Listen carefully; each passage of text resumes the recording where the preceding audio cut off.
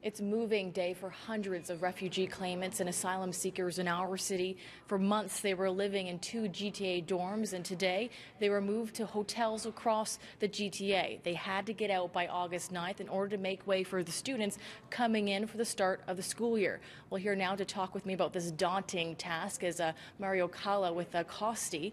I understand the goal is to get them into permanent housing by the end of September. It's happening slowly, but it's happening. In fact, there were about 675 refugees initially in the community colleges, and it ended up that about we have had to receive about 330. The others were able to find permanent housing. So it's difficult, but it's happening.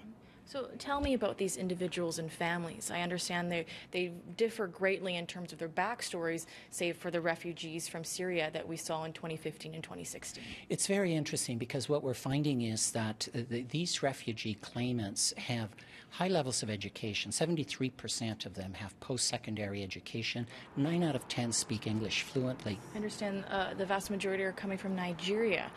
What are some of the pressures that are forcing them out? What we're seeing with some of the families from Nigeria are issues around LGBTQ, issues around violence, escaping violence, political persecution. What kind of assistance do you need?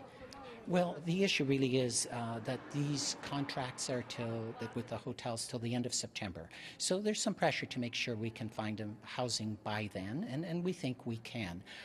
So I think we're set for that.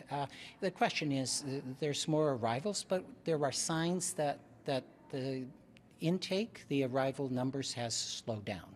So we'll see how that goes. Where will those individuals be placed now that the dorms are out of the mix? So Mayor Tory today announced that they have an agreement with the federal government where the federal government is actually looking at a regional plan. And so they're setting up like a transit center, I understand, in Cornwall.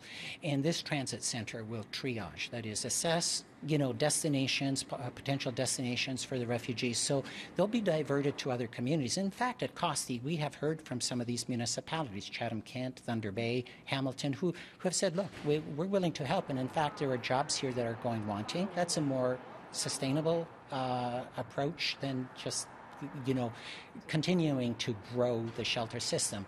Thank you so much for that, Mario. Thanks, you have great organizations like Costi helping to find permanent housing for the hundreds of refugee claimants and asylum seekers in our city.